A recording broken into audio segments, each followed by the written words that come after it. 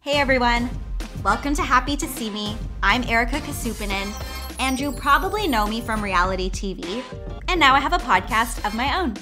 So what does Happy to See Me mean? Well, on the show, I'm going to interview people we've watched or heard of, but maybe we didn't fully get to see them. This podcast is now a place where they can show the world who they are, or at least another side of them. But since it's the first episode, why not break the entire format? Because in this episode, there's not a formal interview. First person I'm focusing on is me, yours truly. And in this special premiere episode, the conversation you're about to hear is actually from January 2022. That's right, this was recorded a year ago. Unfortunately, I wasn't able to release it at that time, but now here it is. Let me tee this up for you. So I'm sitting with a friend, I'm drinking wine, and we're candidly talking about my Survivor 41 experience. And I talk about things like the edit, edgic, being purpled, how I felt about being an Asian woman on reality TV, and I even address why I didn't do a lot of Survivor podcast interviews when I came off the show. Thank you to my friend Mela for having this conversation with me. Keep in mind, this was actually a multi-hour conversation, so this is the cut down version. This is also from the quote-unquote archive, so please be patient in case you hear any choppy transitions. This is very much a time capsule for what I was thinking right after the show finished airing. I think you'll get answers to questions that people have had for me for a long time. So with that, let's go back in time. Let's get in our time machines and let's go back to about a year ago.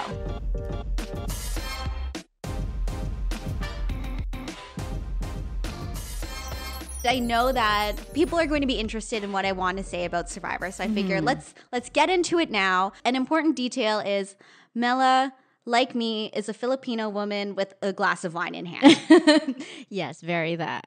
And I think it's very that vibe right now. It is that vibe, and I think that it's important to establish that because of what we want to get into in this podcast. Sure. It's no secret. I haven't done any of the deep dive podcasts in regards to Survivor. We can talk about that later. Yeah. When it comes to me talking about Survivor, this podcast is not going to be the podcast where I'm going to go through each move of the game and stuff like that. Right. There's a time and a place for everything. But I think that for me, what's really important is to really be open and honest and candid about the experience of watching the show, because I feel like I don't hear enough about it from other castaways. So we're going to go on the roller coaster of all the different feelings I have about Survivor. Are we ready? Yes, we're ready. So buckle up. We're getting into it.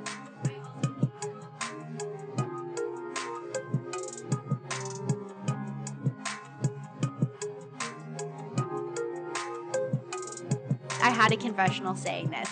The worst day on Survivor is still a dream come true. And I just had so much fun, and I got home from the show and I was so proud of myself for how I did. Throughout the show, and whether that's during filming or even looking at the news that had come out prior to the show about how CBS had introduced this new diversity mandate and how a lot was being made of how this was a new era and a new season. And I came home knowing that I was the winner of this season. I was so excited. Right. And I love Survivor. Survivor has been a part of my life for years. Even as a kid, Survivor was such a big part of my journey and who I am. And I was able to gather strength from Survivor. And I was so excited to be an ambassador for whatever the new era for Survivor was going to be. Right. The thing is, I think that there's the impression when you're filming the show, and then there's the impression when you're watching the show. Because watching the show, you realize it's a way harder experience. Yeah. The show is crazy. It's hard. It physically challenges you. It mentally, emotionally challenges you. But I was able to kind of keep up this suspension of disbelief in my mind and know that it's a game. It's not really real. Right. And you're only focused on one thing. I think the experience of watching the show is really different because now there's so many things happening. There's watching the show and processing your lived experience versus what makes TV. Right. There's no control over how you're shown. There's all sorts of fans who I'm so grateful for, and I was a fan myself. You experience this loss of control. That is a good perspective to verbalize after the fact. Yes. And I think that also what's hard is it's also the most amplified that many of us have been as people. I think that for the most part, all of us would just live our own lives and we would have some level of control over, how we presented ourselves. But then having that broadcast to so many people and to be dissected in so many different ways and it criticized, but also loved, but also people doubted. Feeling neutral or doubted or supported, all of that. The feelings. And it's this version of you that is bigger than any version of you that you've had before. It's crazy watching the show. Was it jarring? It's so interesting because I have done a lot of therapy before this, and I am so in support of therapy. For sure. Everyone go do it. I think that doing therapy made me a better mental health. Survivor player. Exactly. Normalize knowing who you are and accepting who you are. Period. What I was ready for was knowing that there's going to be all sorts of opinions, and I can't really control what people think. So I was getting ready for that. Yeah. I had prepared myself for watching the show, and whatever gets shown about me is what gets shown, and I have to just accept that, because in order to play the game and have this amazing experience and make your dream come true, you also have to agree to the story being told however it gets told. But it's also, you have to agree to allow the show to be produced and the edit to unfold however whoever sees fit. So I was ready for that. I didn't realize that it was going to be such an emotional roller coaster watching the show, in that Wednesdays were such an important part of the week, and you truly go in these ups and downs where on Wednesday the show airs. On Thursday, I think because of the way that I was portrayed, and I think we can get into this, not to say I was portrayed negatively, but we'll get into it. Yeah. I think that Wednesdays, the show would air. It would be fun. I would always have a party every week. It was a celebratory time. Thursdays, I'd feel awful. There would be Thursdays where I just stayed in my bed for hours. Why did you feel awful? Oh, we will get into that. Okay. Yeah, so I just stayed in my bed for hours, and then you talk to other cast members. It turns out everyone is on their own type of emotional roller coaster journey. Right. And then Friday, still feel bad. Saturday and Sunday, I start to go back to my regular life, feel a bit better. Then Monday and Tuesday, I start to feel optimistic again. Because Wednesday's coming back around. Yeah, and I'm like, okay, maybe next week we'll see what happens, and it'll be better. And then it's kind of like on the roller coaster, the part where you're slowly creeping up, and then the episode airs and you go back down. Yeah.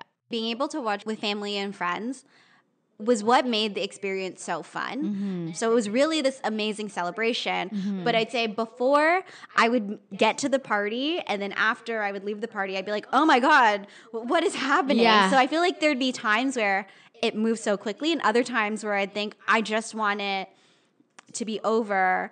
And you were carrying that secret for so long. Exactly. Especially seeing the way that the story unfolded and knowing that I was the winner, part of me would always think, okay, can we just get to the end so then everybody knows? Yeah. We don't have to keep everyone guessing or on the edge of the seat. For sure. Let's just have everybody know. What was your first impression on the first episode? So I was actually fine with the first episode because I knew what happened in the game. I knew that I was on the dominant tribe and that we didn't go to tribal council. And I knew that the producers would have to figure out how to tell our story, even though we weren't playing the game in the same way as the other two tribes did. So I knew that there was only going to be so much of me that was going to be shown in the first bit. I think everybody, of course, wishes that there was more of them shown. Like, hello, we're all human. But I went into it thinking, okay, whatever gets shown, gets shown. I don't really care about being the star of the show. Actually, even when I was filming, I never really cared about being the star of the show. Anyhow. And I think that's the key to winning Survivor. I think so. Okay, that's another thing I want to talk about too. But I feel like when I watched the first episode, I thought, okay, they established that I was smart. They established that, I was clutch in terms of winning that first challenge. And then they established that I had awareness and a bit of sass. So I thought, okay, knowing that my game itself was something that was an intentionally slow build, I thought, based on episode 1, that was fine. I'm a Survivor fan. I love Survivor. I am grateful that I had the chance to play, and I'm grateful that I had the opportunity to make my dream come true. I love what the show did for me in my life, both as a kid and both as a player and a person who got the opportunity to go out And there as a and do winner. it. And as a winner, baby. You can't gloss over that. I also feel like I have the responsibility as someone who wants to represent themselves to just talk about what it's really like. For sure. And like the truth of it all. yeah, and it's not in a, oh, I'm going to spill the tea and expose the show. And air it's out not all that. the dirty laundry. No, it's just that It's like your truth. it's my truth and it's complicated. It's the job that I had. I was a communications manager. I dealt with a lot of issues management. And a lot of the times I was the person that would get tapped when there was a mess and up. people were afraid to tackle it. And I was one who always had to calmly figure out how to tackle it. And then when you think about putting me in that position during the pandemic, it was just the biggest mess. And then I realized that you don't really have control over anything. The world is nuts. You're never going to have control over anything. What's important is just really, really having confidence in who you are and knowing that you're going to be able to navigate whatever is thrown at you. Yeah. Because of COVID, I was faced with a lot of different professional challenges. I got to see where the sausage got made more in terms of the job I was doing before. And then I also think I had a clearer sense of my lived experience of someone who is a woman, who is an Asian woman, who Because people don't let you forget that, right? people don't let you forget that. Yeah. Who's also a little, I'd say I'm not young. I know I look young, but I'm not young, but who's probably on the younger side when it comes to their professional career and understanding the different power dynamics that creates. I think too, because you look young and you don't look your age and you're an Asian woman, I think there is an inherent bias and probably people aren't even conscious of it. That when they see you, they're like, oh, she is the intern, as you mentioned in your finale or the final tribal. Yes. And I think that I had gone into the game realizing, oh, I can do things with the best of intent, with so much work put behind them. But unfortunately, I will be perceived in a certain way. Isn't it exhausting? It is tiring. Well, here, I feel like you know that I'm someone who is very ambitious. I also love working, love a career. Yeah. And she's a working gal. I'm a working gal. Yeah. And I remember having a lot of women mentors across different parts of my career. And there was always this idea that, okay, if you do this more mundane task that you know is kind of stupid now, then you're going to be able to do the more interesting things and to be able to get into the decision-making room and to make an impact once you've paid your dues by doing all this dumb stuff. Right. And then what I realized was that I would do all these things and then I would prove that, I was well behaved and that I was doing good. And then I would get into the room and then I would offer an opinion or an idea or a point of view. And if that point of view or anything that I offered was counter to kind of almost what was already there and what was already accepted, then all of a sudden I get vilified. Yes, right. I could not ever offer anything that was against the status quo. And then all of a sudden I'm vilified. Right. And I was like, what the hell is going on? Yeah. But if you were a dude, they'd be like... If I was a dude, I think that I wouldn't have even had to have done all the stupid stuff. And I would have just been in there. You've been in there the entire time. Been in there and whatever. Yeah. So I feel like I had gained that awareness about myself and my experience. And I think that a lot of times people talk about life experience and age and really having life experience being a requirement for doing well in Survivor. And I feel like after having played, I got it because I went into the game and I wasn't really trying to prove anything to anyone. I wasn't going in thinking, you all think this certain thing about me, so I'm going to try to change it and make you think that I'm a strong woman. I was thinking, I know how I normally come off in life, and this time, in this game, that is going to be to everybody else's disadvantage. It's not my disadvantage anymore. And then I think that through using that, I was able to really know kind of when to shoot, when to hold back. I was able to play with restraint. And I think that if you come into the game and you're someone without a lot of life experience, you don't have that same perception of yourself. You don't have the same lived experience of going for things and failing and learning from it and then kind of realizing patterns in your life. So I think that you might be a bit more eager to want to prove something either to yourself or to other people. But for me, I was like, I know me. I know how people normally see me, and I'm going to use that and keep rolling.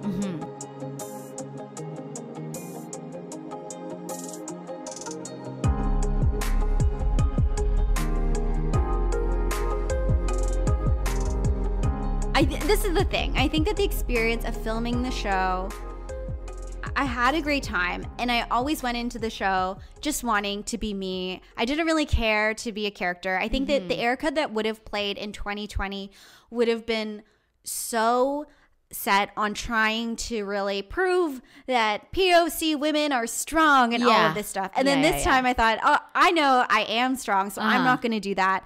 I'm only going to focus on the game. And I think that it's so different playing the game versus watching the show, because I'd realize, oh, certain things that I would watch at home and think you should do that. Now that I'm here, I'm realizing sometimes the best move is to have somebody lay out their plan and to think that it's not good, and to just be like, oh, okay, and quietly like go along with it. Because it's really all about like getting to the next day, right? You just have to get to the next day. Exactly. I think that there's this fixation on wanting good, and I'm using quotes here, but wanting good gameplay to only be, it's almost like very masculine traits where there's control and dominance and boldness and high visibility. And I also recognize that those can be easier things to show on TV. But I think after being in situation and also having the lived experience that I had, where I would work as a communications manager, I'd have influence, but I never had most of the power. And you realize that there's a different power dynamic there and a different way that you're supposed to navigate through, where how can you continue to influence but then not be seen as a threat? I think that that's honestly something that I had even. I realized I had to do that in my life before Survivor. But I think that having that knowledge and then playing the game, and also being aware that if as a player I took on some of these more bold traits, all of a sudden I'd be the scariest person in the world. So I think it's like I'd make decisions where I think, okay, who knows what people will think if they see this, but honestly sometimes the best thing to do in the game would be to hear somebody saying whatever they think is so great, and then me just being like, oh, okay, yeah. And then in my mind being like, cool story, bro. Yeah. Okay, people will say I didn't vote the first half of the game, but whatever. In Survivor, you're supposed to stay safe and you're supposed to keep going, and the first act of defense before the merge? Yeah. Okay. So before the merge, because people will say, oh, but she didn't even vote. I'm like, whatever. The game of Survivor is the game of moving forward. The first act of defense against getting voted out is winning challenges. So sorry, we were good at the first act of defense and staying in. So whatever, that shouldn't knock me in any way. And I don't think that a lot of people are knocking me. There's probably like one dude who's going to write on my Instagram saying that, but whatever. I hope he has a nice day. This podcast is not for you. This is not for you. That is a key message. Yeah. But I feel like... Just for the truthers. Don't even get me started on the truthers. The truthers are awesome. I know. It actually like blows my mind. The fact that this is like a whole like movement. I shouldn't say movement, because that might be a stretch. Yeah. But still, the fact that it became like a real thing. And it's pretty cool to witness it. I'm in awe of the truthers. It's not lost on me anytime anyone says anything in support of me. Because I'm like, wait, that's like one human. It's like you. It's like one human like you who wants to support me. And I am in awe. And here's the thing. I think that with the truthers, I love them. I love how we have all just embraced the name truthers. Yeah. I would always hear celebrities, not that I think I'm a celebrity, but I'd always hear celebrities talk about how their fans are the best and they're so amazing. And I think it wasn't until I reached a position where I could have fans where I realized I am so grateful to these people. Right. That these people, no matter how I was portrayed on the show, they were there for me. After the show, when there were some parts of the fan base who were attacking me saying I wasn't deserving of the win, the truthers were out. And fighting your fight. I am so grateful to every single person who liked anything I posted, who stuck up for me, who bought any of my merch, or honestly, even in conversations I will never see that happen offline between friends or between family who have stuck up for me. I'm so grateful and so in debt. And it means a lot to me that I have people like that who have backed me up through all this. 100%. How did that start? In Survivor, there's this concept of edgic. I don't know how familiar you are with edgic. No, I don't know what that is. Okay. But enlighten us. So edgic, and I feel like everyone who's listening to this podcast is going to know what it is, but I also have a lot of family and friends who are not big Survivor fans. So this is for them. This part of the conversation is for them. So edgic is a combination of editing and logic. Ooh. And it's the system that it has been created where there's a scoring system. And after each episode, a character can be given an edgic score based on how visible they were in the episode, based on whether or not another player talked about them, based on how positive or negative their presence in that episode was. And there are different types of edgic scores, like the complex personality, middle of the road, invisible, under the radar, or over the top. Right. So for example, you can be over the top, positive, 5. So that would be me on exile crying about my life story and my parents, because there's no way, I'm highly visible and there's no way someone can watch that and not view me positively. Right. So that's one example. And wow, a lot of the this super is like fans, down to the science. It is. This is the thing. A lot of people see this as being very scientific, because a lot of super fans will watch the show, either track their own edgic scores, or there are places on the internet where you can see people who are super experienced in edgic talk about the edit. And there's a thing in Survivor, I think in any reality show, called the winner's edit. And it's how there's usually a pattern or certain type of edgic scores that come up with people who are contenders, and often the people who win get similar edgic scores. There are a few exceptions, obviously, because Survivor's been on for more than 20 years. For me, because of how I wasn't visible in the first half of the game, my edgic did not indicate that I was a potential winner. In fact, I think that the edgic scores that I had, a lot of people eliminated me from being a contender for the win.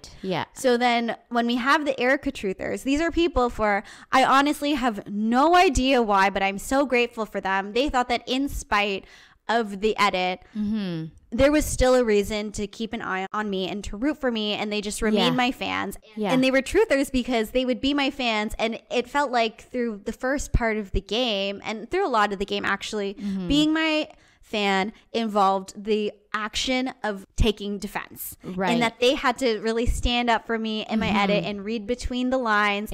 And still try to convince people that... Because the full story isn't like in plain sight. It's not. So that's why they were the truthers. It's to the advantage of other players who are being seen on TV. And I think that is something that is, it's an important topic to talk about, because there are people out there, like other players as fans, who are trying to say that you don't deserve it, and that this player was robbed and this other player was robbed and it should have been this player, and so on and so forth.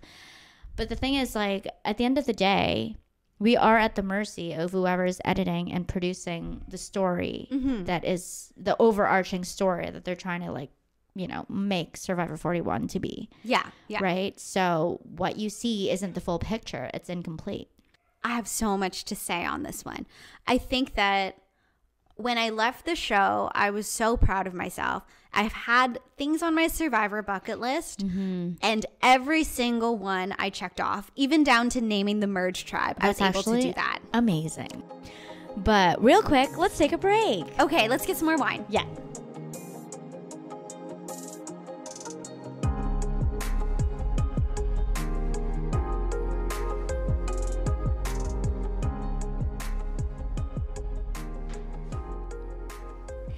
All right, and And we're back with Survivor 41 winner, the one, the only, the sole survivor, Erika Casupanan. Okay, so this is probably a hot topic / a hot take, and I'm sure a lot of your fans, all the truthers out there, want to know what you thought of the edit, because that is a conversation that happens within like the Survivor fandom. If you're just like, you know, a regular TV watcher, you probably don't listen to all the podcasts and all the deep dives and so on. So I think it would be nice to hear your perspective on how you were edited. And, you know, we're talking about the winner's edit and how you didn't get the traditional winner's edit. So can you speak a little bit about that? When I first did interviews about my edit, and I described it as having complicated feelings towards it. Mm-hmm. To set the stage, it was right after the finale aired. We were in this theater. There was 200 people in this theater. Mm-hmm. We are drunk. We're crying. Yeah, I was screaming my head off. Mela lost her voice. Truly, I had laryngitis for 2 days after that. Yeah, she had this sexy, scratchy voice. I don't know if it was sexy. Heather loved it. It was like basically non-existent. Yeah. So when I initially went to go do this interview, I was in a storage room and I was just drunk and overwhelmed. And the best words that I could use to describe how I felt about the edit were that I had complicated feelings. And now that we are many weeks out, the best way I can describe how I feel about the edit is I still have complicated feelings. I think that since I was a fan for so long and I was aware of Edgic, there were definitely moments where I would watch the show and think, why is the winner's edit changing for me? Right. Why am I not getting it? Mm-hmm. And I'd have moments where I'd think, oh my gosh, did they not like me? Did they not want me to win? Maybe it's because I wasn't good enough. And then I would shoulder that myself, I think. And all the things that you could think negatively about yourself in terms of why you don't get screen time, all of those thoughts ran through my head where I think, am I boring? People would say, oh, maybe she can't talk. And I'm thinking, can I not talk? Even though I literally was a communications manager for 10 years, can I not talk? And I've had all of those negative thoughts run through my head. So whatever. If the dude wants to put the comment on my Instagram, he's welcome to. I've already thought that. But then I also thought, no, it's not the time for me to shoulder that responsibility or for me to blame myself. Right. I think a lot of people say to me, oh, the edit did you dirty. Do you think it did you dirty? I would say the way that I view the act of doing someone dirty is if there is intent there. Right. And I don't know if, and I really don't believe production had the intent to erase my story or to undersell my win. I don't think that there's any reason for them to intentionally do that to me. But I think that it might have just been, there's an oversight there, and it's an oversight not just in terms of Survivor, but I think in terms of what we see overall in terms of pop culture or in society.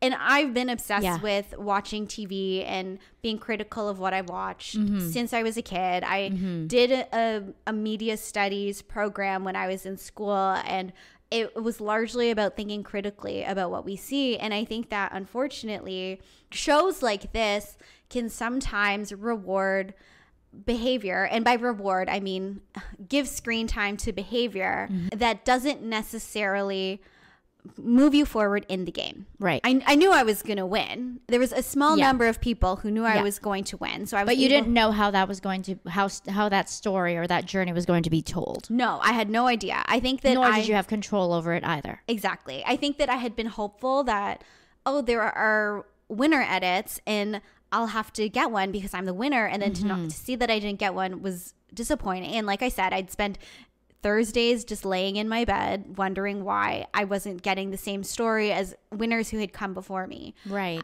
I think that a really good piece of advice that I got before the show was airing was that the show is entertainment. It's not journalism. Period. Period. Yeah. The show is not It's TV. meant to be a docuseries explaining exactly what happens. It's a primetime TV show that is supposed to appeal to millions of people. And the story that gets told is the story that is packaged by whoever who deems it to be the most entertaining version of the story that's told. Right.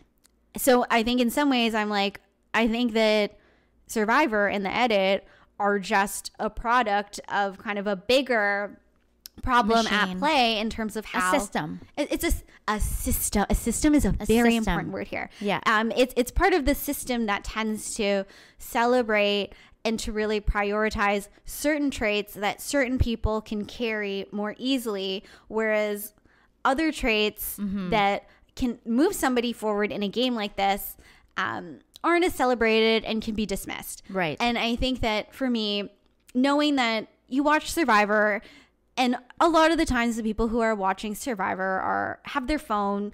They're probably not even looking at the screen. So it's easier for them to remember kind of big, flashy, physical moves. Yeah. And it's harder to keep their attention with the more subtle, tactful moves that can allow someone to be really successful in the game. That's what I used to get through the game. So I understand that. But I think that it's also...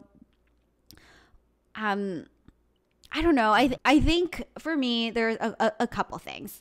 It sucks when this was touted to be the diverse season of the show. And the franchise has been subject to a lot of criticism over the years. Yep. I mean, they've been on for 20 years. They've been on for 20 years. Of course, it has to change. There are some things that happened in the show earlier in its history that would not fly on TV now. I think that that's just part of how life goes. Yeah. And it's not strictly just Survivor. It's everything. Everywhere. I think even all of us can look back at our individual actions and think, oh my gosh, I was an asshole back then. Yeah. I think that in recent years, Survivor was subject to a lot of criticism because, well, for one, a woman hasn't won in 5 years. In 2020, there were also these efforts by the Black Survivor Alliance that really worked together to make their voices heard and to champion diversity and to lobby to CBS to make changes to make the game more accessible to people of color. And by accessible, I mean not only getting cast, but setting them up with more opportunity to do well, because it's hard to do well when it's a cast and there's only maybe like 2 or 3 diverse people. So there had been a lot of criticism, and the show responded to it by introducing this diversity mandate that said that all CBS unscripted programming needed to have 50% diversity.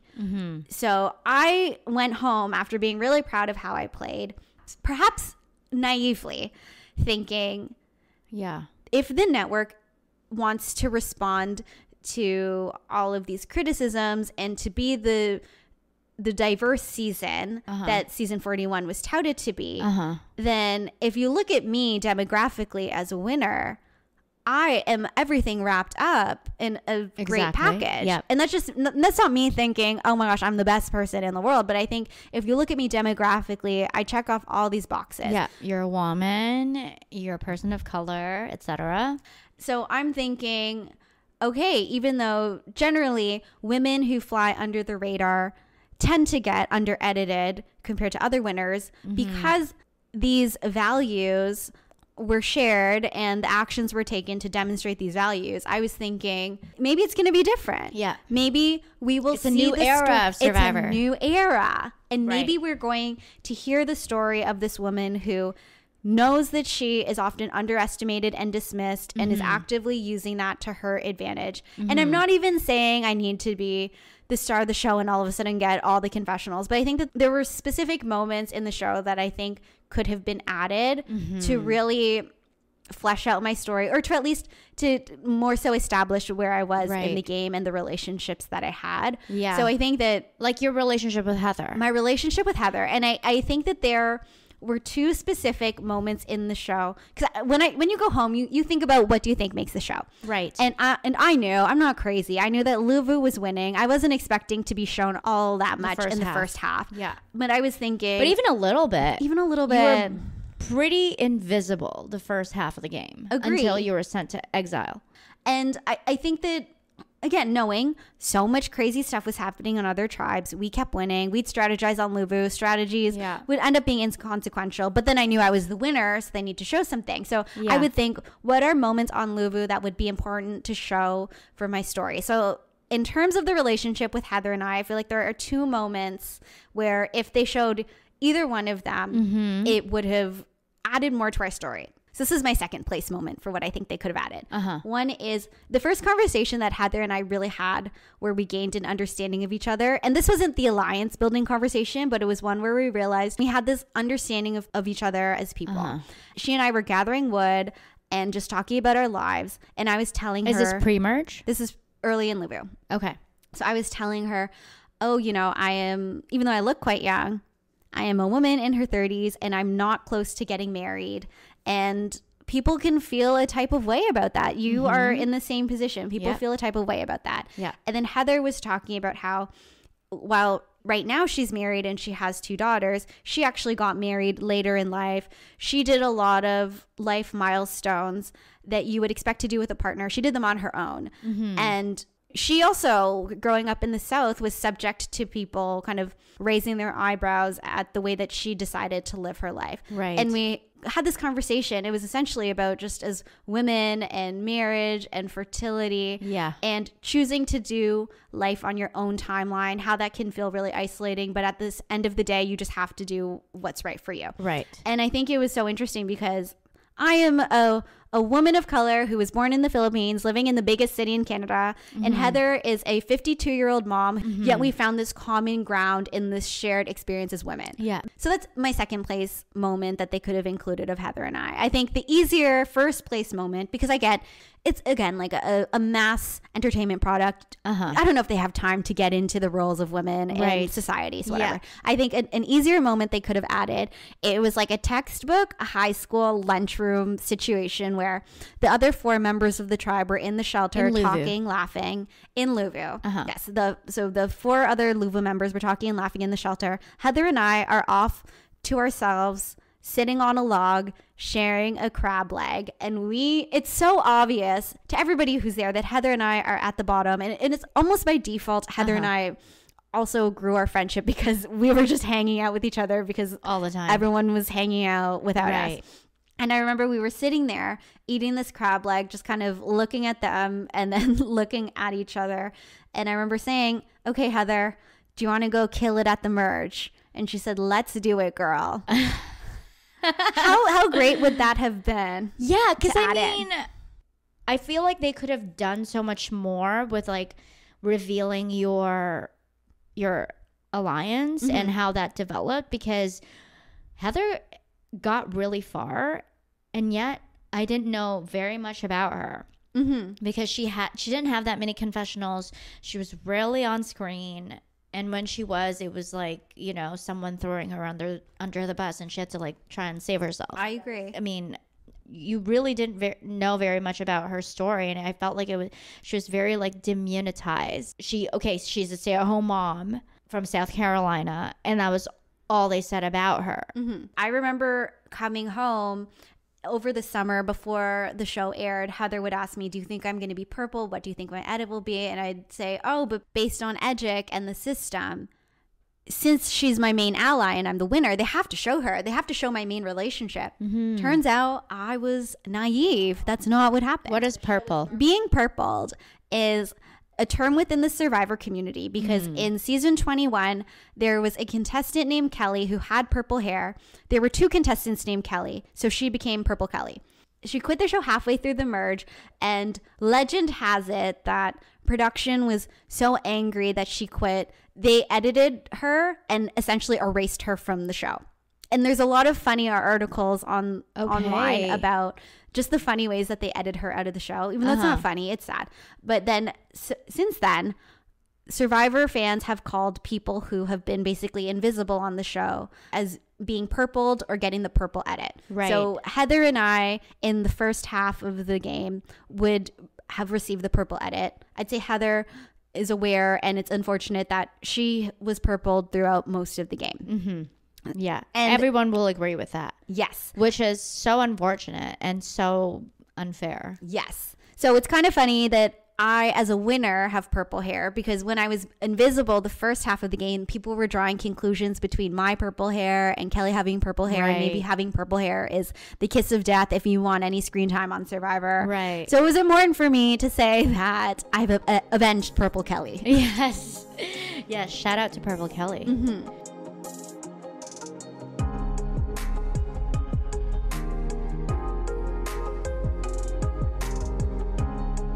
Overall, when it comes to the edit, I think that it's a symptom of bigger things happening in society. Right. And I think that what's unfortunate is, let's say in Survivor in particular, certain more aggressive or assertive or, I don't know, like bold, certain traits get rewarded with screen time. Right. And the reality is those traits don't always move you forward in the game. Mm-hmm.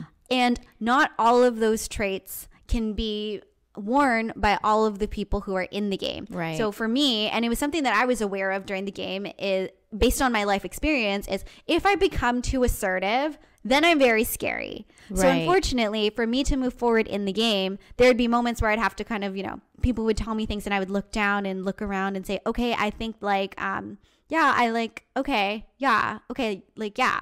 Because I'm thinking if I do anything to be too assertive, then all of a sudden I'm the scariest person ever. What do you mean by scariest person? And why do you feel that like you would be a scary person if you were too assertive? I almost had to condition myself to be that way based on the life that I lived before the game, because I felt like it's almost like I had to be a well-behaved girl in order to move forward or to be given the invite to the next stage or something like that. But then if I acted contrary to that, then it's very confusing to people. Right. And then there's the discomfort. They don't understand how someone like me can form an original opinion and be willing to put it out there. I mean, I personally have a bias towards media and pop culture being very important. And I think that a lot of it comes from what we see in society about the storytelling about Asian people, about women, and Asian women in particular. Yeah. Yes. Yeah. Because it's kind of like in terms of women, there is the whore and Madonna dichotomy. And I think with Asian women, there tends to be this dichotomy between the submissive, subservient Asian woman who is easily disposable versus the dragon lady. Yeah. I know I'm not a dragon lady, so I know that I can't be that way. And there's no in between kind of thing. And there's no in between. So I think that in terms of the game, I knew I needed to be the. Oh, I hate saying it because I hate it. I want to cringe, but I knew that I needed to appear to be in a dominated position in order for me to move forward, because I think that if I showed anything beyond that, then I would become You'd be scary. A target. Yes. Oh. Another thing is, there was a lot of content from other castaways that were calling me shady or sneaky or whatever. And then I know that there was feedback from fans saying, oh, but Erika must be doing something to be seen as shady or sneaky. So why don't they show it? Yeah, I was just going to say, based on what I saw on TV, nothing really played into that narrative. So it was hard for me to like kind of understand why they were so obsessed with you. I know. There is a YouTube clip. It's like I think the title is all the Survivor players being obsessed with Erika for 5 minutes straight or something like that. And it's everybody just like trying to like scheme into like getting you voted out. And again, it's confusing. Like, why do you think they felt threatened by you? Well, I think that that's a question for them.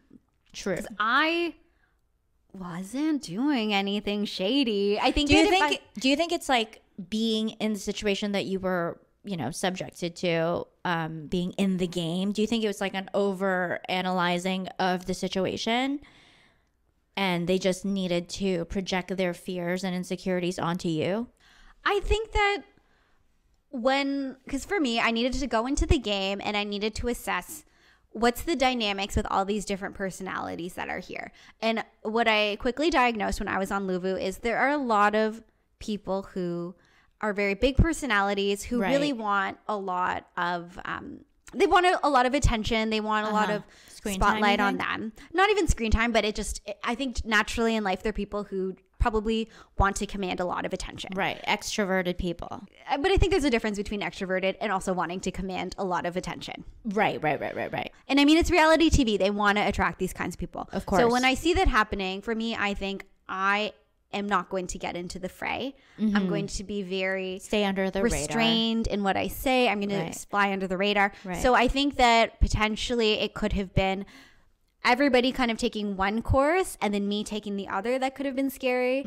I think that it could have been that I was not as easy to manipulate as other people. I want to say, I think that it wasn't easy to make me part of like somebody's flock, let's say. Right. So I think that could be threatening. I don't think I was able to be manipulated through people finding where I needed to be emotionally validated, because I felt like I was totally fine. And I think that can be scary. I've talked about this with my therapist about how people get weirdly intimidated by me because I actually am quite secure in who I am in terms of the good and the bad. Right.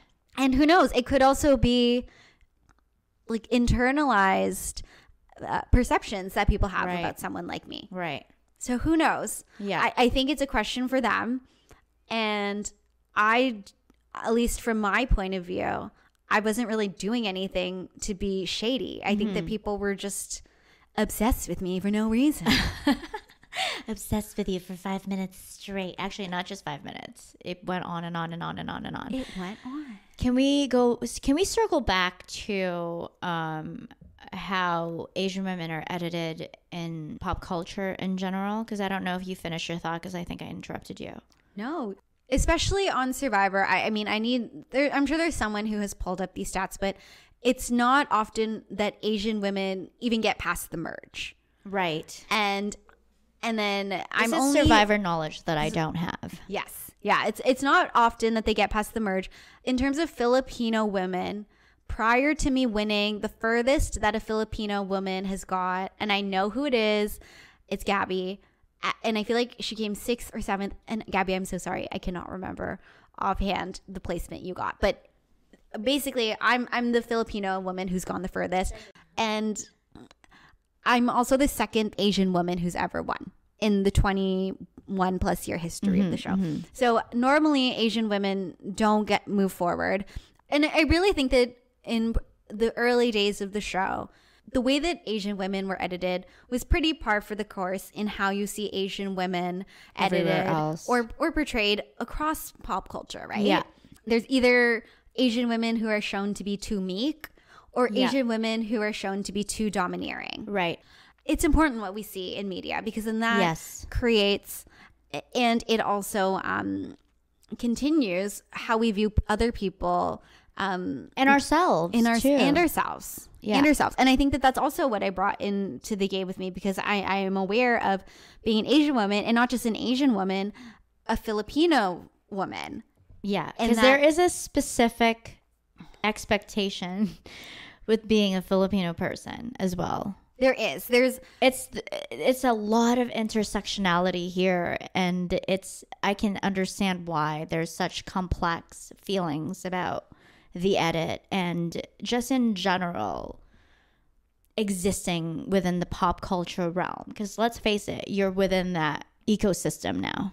Yes, exactly. Which must feel so wild. It is wild. It's like I almost have to separate who I am, like the person that is here sitting in front of you versus the person that was on TV that's in all these memes about ending the patriarchy. The issue I see with the edit, I don't know, I feel like I can't squarely blame Survivor, because it's an issue that's pervasive in that there's still so many tropes that are there. Yeah. And I think if you don't fit into the trope, it's really hard to tell your story. And it's also, this is where I go back and forth. I think what makes it hard is how this was supposed to be the diverse season.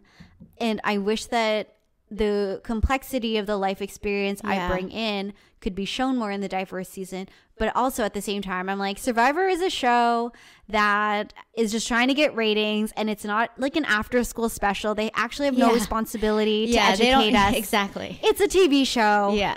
Yeah. But then they have a responsibility. But then I don't know. I go back and forth. Yeah. It's hard. Yeah.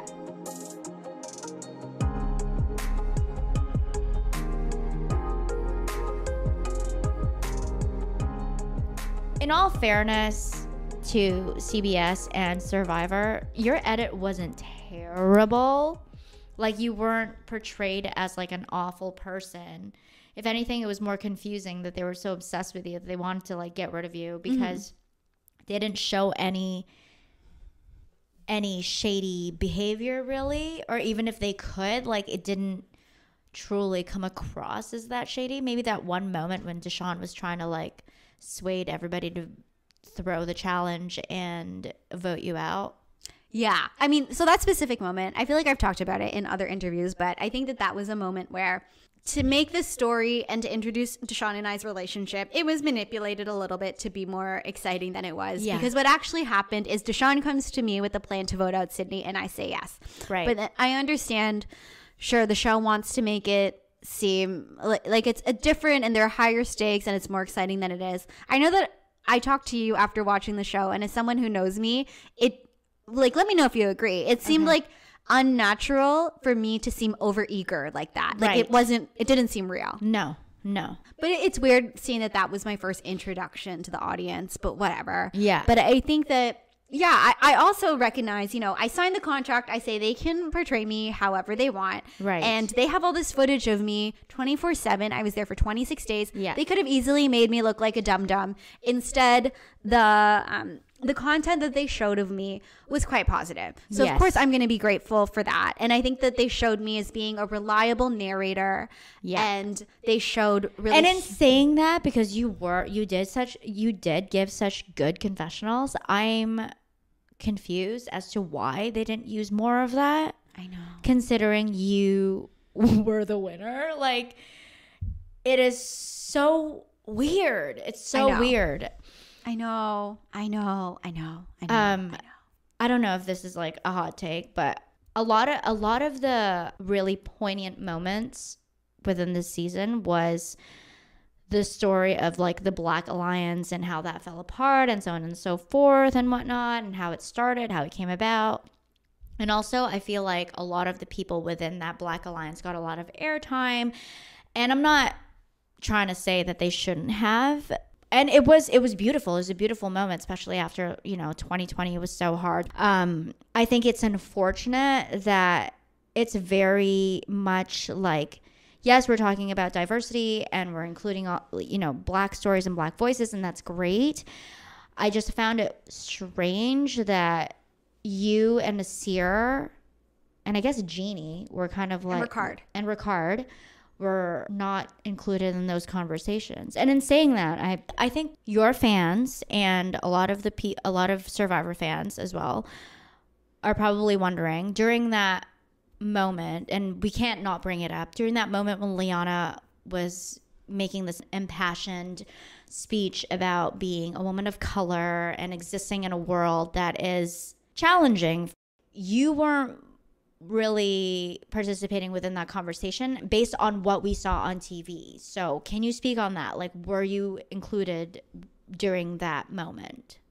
Yeah, I had a question asked of me, and the point of view I brought to it was that it was important to have this conversation, and it's important to know that casting this diverse group of people and having this diversity mandate is an amazing step forward. Mm-hmm. However, it's not like you can just cast all of these people and then say, okay, now you're on the island, you're all equal. It's very unrealistic because everybody brings with them all of their own hurt or trauma or baggage that comes from the lives they've lived as minorities. And it's a very different experience depending on what your background is. So unfortunately, even though it was an amazing step forward to cast this diverse cast, the reality is we're still not on an equal playing field playing. It's going to be a long time until we're ever on an equal playing field playing. So that was the point of view that I offered during that tribal council. But it didn't make it. It didn't make air. My guess would be it was going on too long. It's a TV show. It's a primetime TV show. Right. I think that it might have been too nuanced of a take for a primetime TV show. And it also could potentially be read as somewhat critical of production. Right. Like any person, any entity, this franchise is learning and trying to figure out how it's supposed to correct the way that it moves forward, knowing that so many conversations have brought different biases and different systemic problems to light. If working towards become more diverse and inclusive is a journey, then the next step that needs to be taken is now thinking about what are the different tropes, what are the different ways that non-Black people of color are not properly celebrated in this franchise. Right. And Survivor is a thing that exists in this world, so I'm not asking for it to be perfect. But if people are taking pause to think about things, then I would like to put on the table that is something to think about next. Yes. Yeah. And I will say a moment for me that a lot of people really latched onto and a lot of people really connected with was when I was on Exile. Yeah. And I'm bawling my eyes out. That was a really beautiful edit. I need to express that explicitly on this podcast. It was a beautiful story told because it honored your family, it honored yourself, and it was real. It was real. And I think, one, I get a lot of flack because I said like a lot in that, but I will get to that. But I think it's a generational thing. It's a generational thing. And it also is very situational. And I think that often what we see about the Asian American, but I'm not Americans, Asian Canadian experience is that it tends to get oversimplified to a family comes to North America and pulls up their bootstraps and works really hard, and that's that. And I did think that there was a lot of that in my Exile story that was told, but I think that an important detail that was added was me mentioning that I know that my family wishes they could have spent more time with me growing up, and they never got to. And I can feel myself starting to cry because I think that a big part of the Asian experience that we don't talk about is there's so much shame that's associated with it. And it's hard because leaving your home country, you obviously have to have amassed like a certain level of wealth or whatever to be able to go immigrate to a country like Canada. Yeah. And I think you have to like prove your financial like status or something like that to even apply or something. Something like that, yeah. A lot of the times when you come to this country and then you all of a sudden find yourself at the bottom of the ladder. Yeah. There's a lot of shame that's attached to it. And but also a lot of like immigrants don't want to talk about it because how do you come to terms with how you move your family to another country and you end up in a way worse economic position you were in before? It's very complicated. Right. And then often, even though you might be educated and qualified, you aren't able to get the same opportunities in North America as you were before. Right. And you end up having to do a different type of work where your value is your time and labor. And for a family like mine, they had to give up so much time just to keep my family going. And as a result, they got to miss out on just so much like time to emotionally connect with us and emotionally bond with us. And overall, it's something that is the source of a lot of shame when it comes to immigrant families, whether it's the parents or the children. And I didn't want to embarrass my family. I didn't want to hurt my family. I coming into Survivor. Survivor. And in that moment, I didn't want to hurt or embarrass my family. I think that, so the producer who was exiled with me was an Asian woman who I later came to learn was my age. She is Asian Canadian. She used to live in Toronto. Now she lives in BC. And she was someone who understood my lived experience based on the way that I was talking about it. Yeah. And when I was crying, so I make my fire, I put the rice on, I go on the ground, I start crying. And normally you're supposed to get into this formal interview setup on Survivor. Right. And instead, she slightly off camera, slowly lowers down to the ground, and she's crying. And then she just says to me, "What are you feeling right now?" And I just start verbal diarrheaing all these feelings. And she's asking me questions, and she's asking me questions from a place of understanding and empathy. And it wasn't exploitative. She knew exactly what I was talking about. And even though previous to this, I'd be so nervous to talk about this, the complexity about the lived experience as an immigrant, she made me feel like I was safe enough to do so. And I'm so grateful that I had this particular producer. I truly, oh my gosh, I want to cry when I think of her. I'm so grateful. Are we allowed to say her name? I'm not going to say her name. Okay. She knows who she is. She knows who she is. She'll listen to this. She'll know who she is. I've told her how grateful I am that she's there. And I'm so grateful that in this moment of so much vulnerability, where I'm connecting the experience I'm having to parts of my life that I don't normally talk about, I had somebody who truly understood me and was able to make me feel safe enough to tell my story. Part of the reason why I say like between every word there is because I don't openly talk about the potential shame that comes with the immigrant life. And I didn't even know. Talking about it in that act within itself almost like triggers a certain level of shame. You know what I mean? Because then you have to admit to all those feelings. You admit to all of this, and then I'm afraid I just don't want to hurt my family. I don't want to embarrass my family.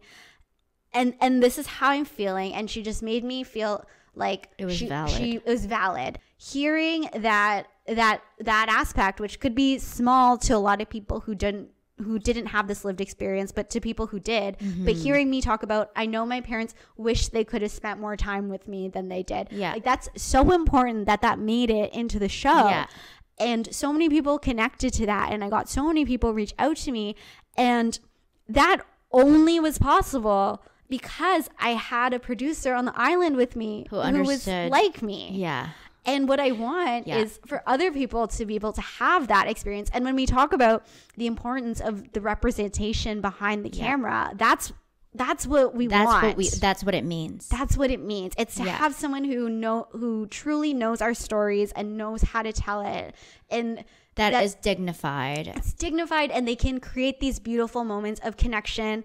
And so many people who messaged me were emotional because they felt like their story was seen and told and validated in a way that it had never been before. And if Survivor is built on resilience and exemplifying strength, and if we want more people to watch the show and feel like they can be strong and resilient, then it needs to be possible for more people to relate to themselves with the people they see on TV. And I think that having the amazing diverse cast is, again, one important step. But I think the next step is making sure the people behind the scenes are going to be able to tell their story in a really dignified way. Right.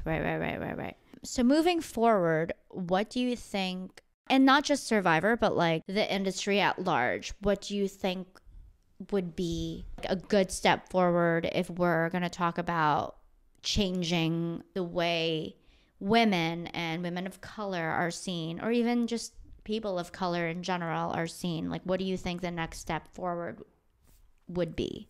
I think the only way forward is ensuring that there's more diversity along all steps of the production. And the thing is, I don't think that is specific to Survivor. I think that that's specific to a lot of different parts of my life. And I feel like it's going to be easier to not be dismissed if there are people along all different parts of one's journey in life who have a similar experience to that.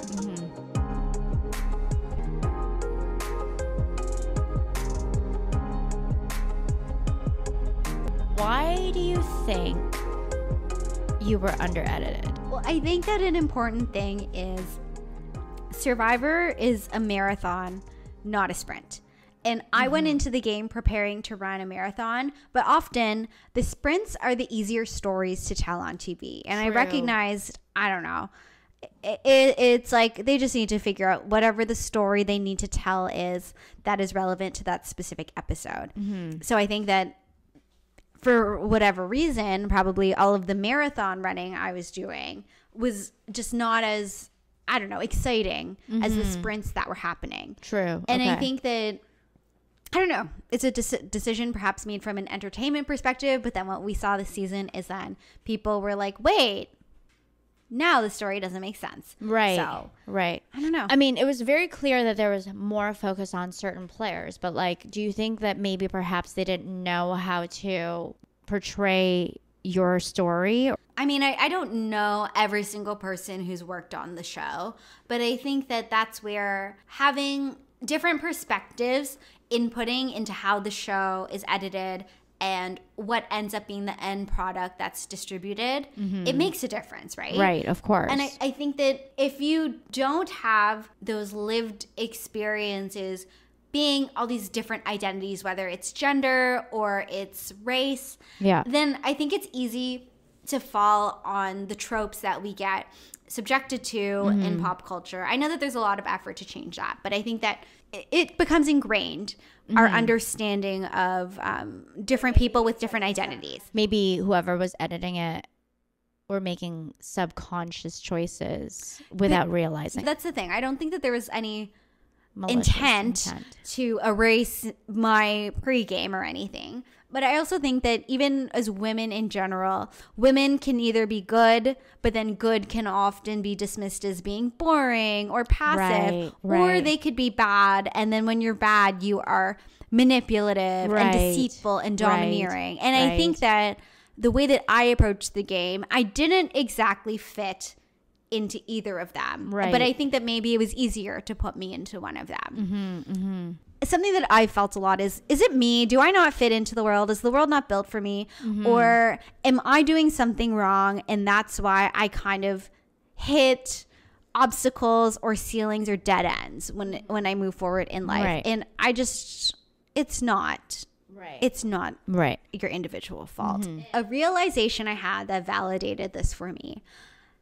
Through being on the show, I ended up getting back in touch with a high school teacher that I had. And it was a teacher that had run a lot of the extracurriculars I had done. It was the teacher who was the comm tech teacher. And knowing that I was a kid who was so interested in the internet and TV, I ended up doing a lot with this teacher because I got into media production. We had a lot of conversations about media literacy, and he ran a club at school where basically we were both creating and critical of media. So I ended up having dinner with him and his family and had a great time. And then he tells me this story that I had no idea about until now. Essentially, so this teacher, for one, when I had this teacher, he was a really young teacher. He was probably in his early to mid 20s. Before he taught at my school, he knew my dad. So my dad works at one of the main tourist attractions in Niagara. He works in the warehouse and in shipping and receiving. This teacher, while he was still in school, was the delivery person for a major food vendor in the region. So he knew my dad from always making deliveries. So I thought that was cool. When I met this teacher, it turns out my dad and this teacher knew each other. And this teacher had created this cable TV show that the high school students would produce, write, host, and it would air on our local cable access channel. Wow, that is a really cool opportunity to have as a high school student. My teacher had produced this first season of, it's kind of like a news show that was produced by these high school students. And then so cool. Yeah. So end of grade 11, beginning of grade 12, he held auditions for who should be the host for the next season. I auditioned. What he ends up telling me, okay, Mel, you're going to die. So let me get the whole story out and you're going to freak out. Should I be sitting down? She's sitting. She has her wine. Yeah. Get ready because you will not like this. Oh, boy. Here we go. So he holds auditions. I audition. The vice principal comes to him and says, who's going to be the host of the show? He says, Erika. The vice principal says, oh, no, we can't do that. And he says, there's another student at the school. Both her parents are teachers. She needs to host. And there's another student that is at the school, her mom is the main fundraiser. So she needs to host too. Why? Because of the weird power dynamics at the school. Okay. And originally, this program was developed to be 10 episodes, one host. And then my teacher was just so angry. He's like, what do you mean? Those two girls also auditioned.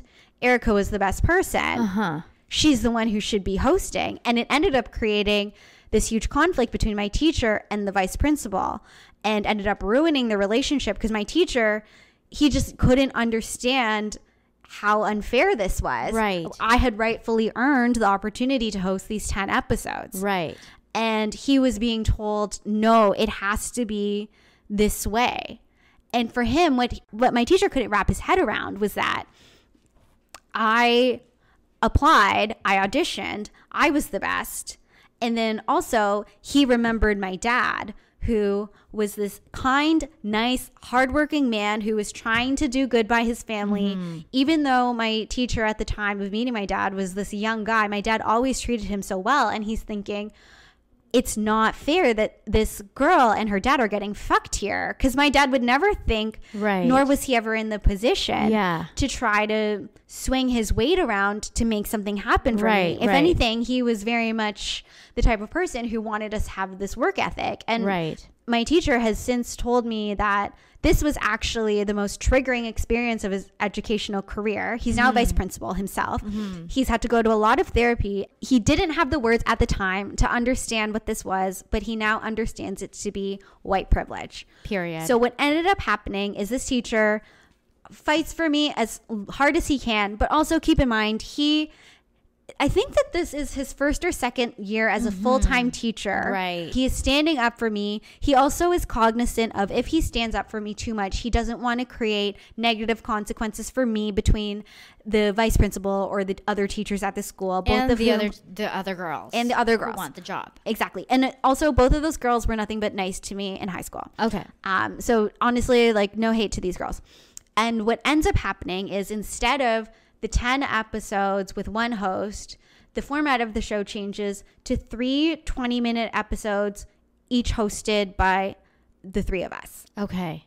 So what ends up happening is literally, even though I had earned this opportunity, I now have 9 episodes taken away from me for no fault of my own. There were literally forces working against me. And I'm not saying that they were working against me and they were trying to take me down, but these forces that were going on behind my back when I was in high school took away more opportunities from me. So that's one thing.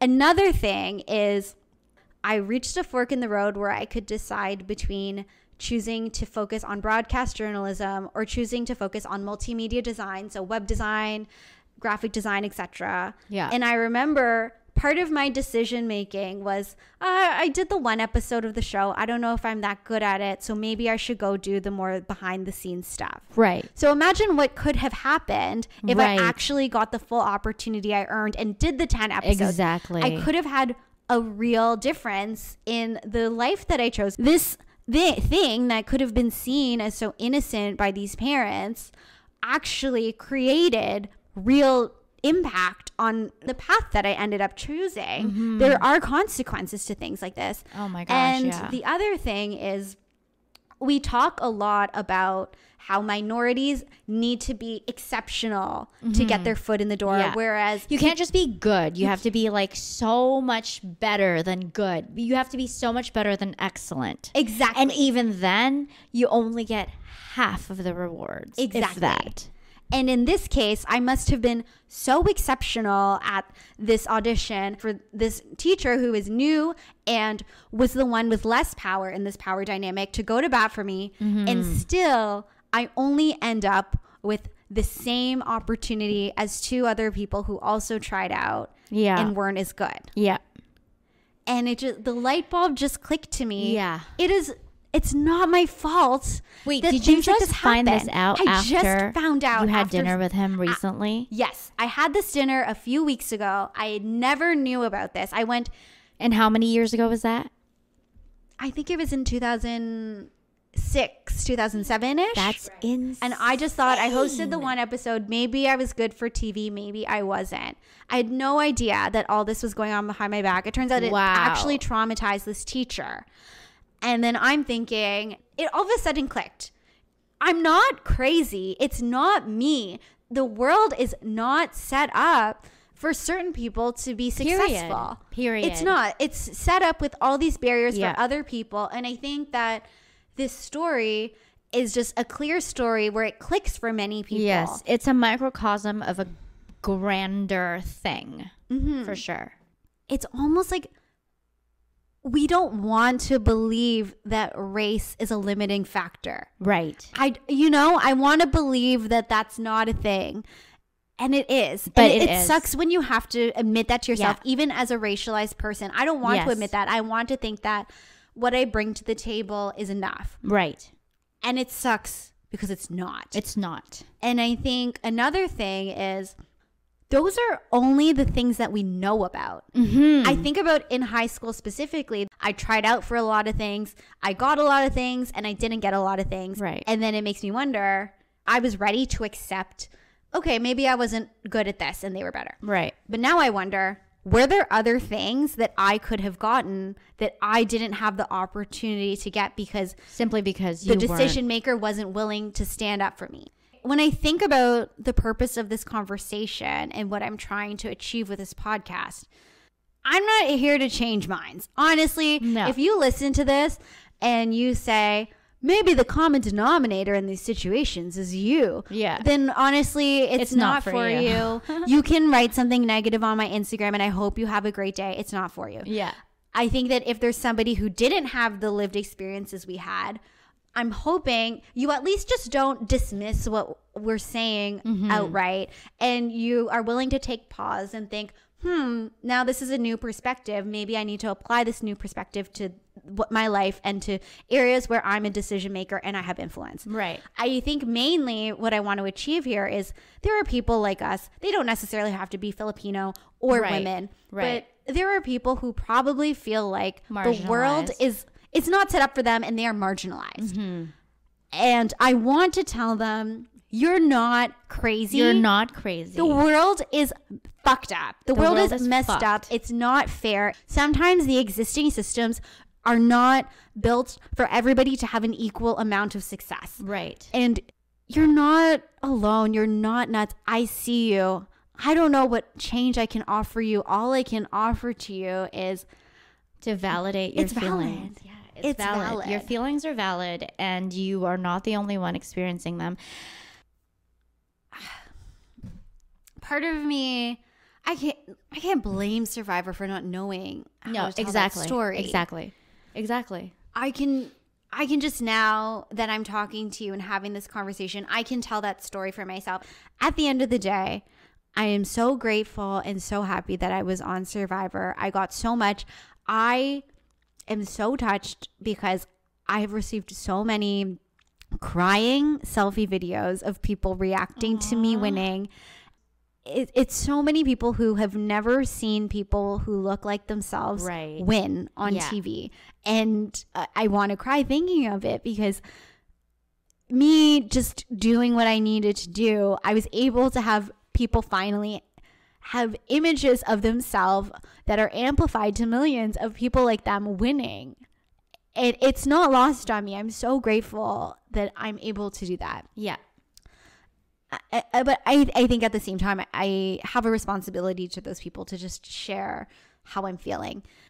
And I know that up until this point, I have not done a lot of the Survivor podcasts where we go deep into the game and we talk move by move. Yeah. And honestly, I think it's because I couldn't talk about all the moves. One, I think I won. I don't really care to explain each move because I won, and everyone can like either love it or they can stay mad. I don't really care.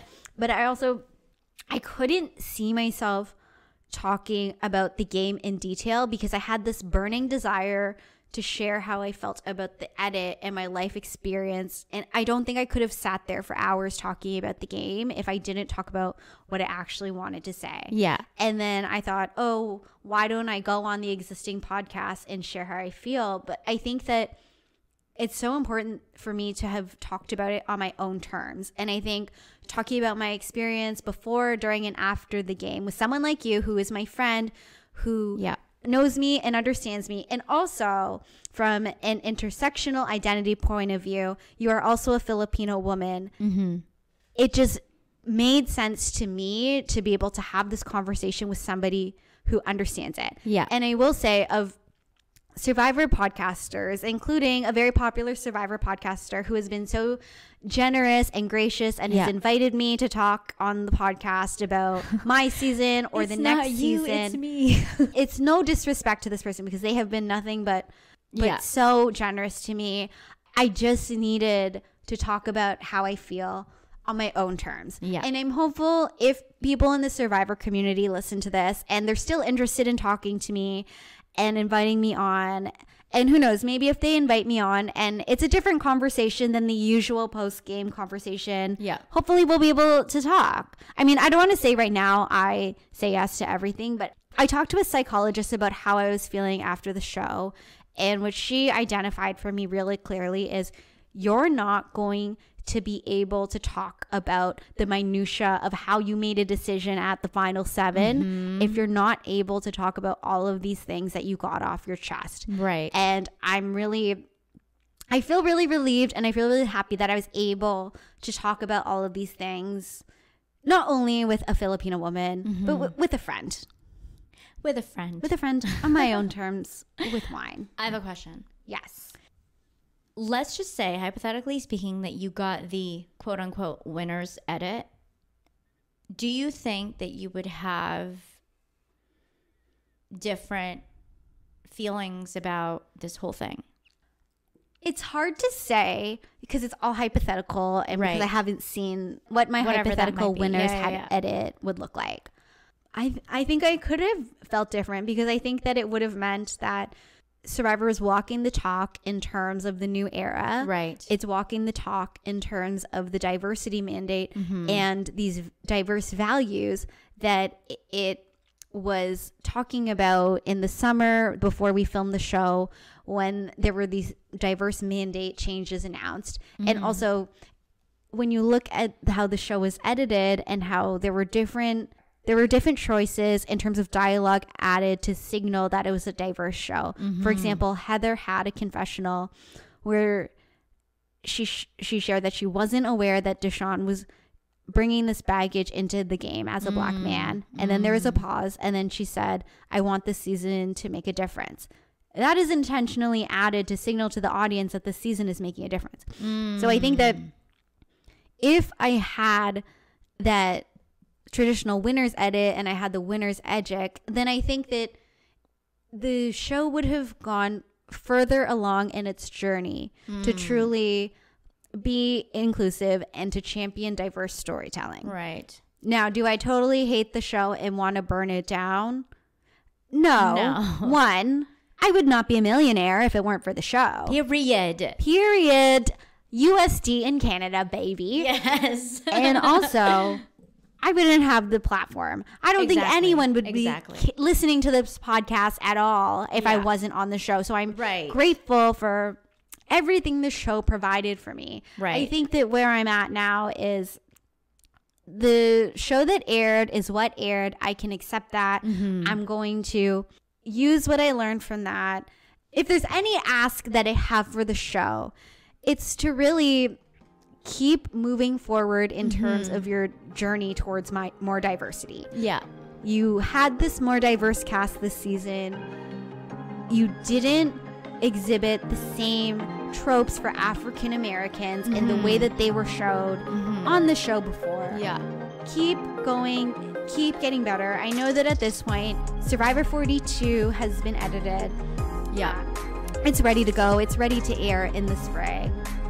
But I know Survivor 43 is getting ready to go into production, and so is Survivor 44. And as someone who truly loves the show, I'm cheering for the show, and I just want to see it continue to get better. You may now step out of the time machine because we are now back to the present. We are back to January 2023. Thank you to my friend Mela for chatting with me. And a friendly reminder, all of that conversation was from January 2022. So a year ago, almost to the day. And this was before Survivor 43, even before Survivor 42.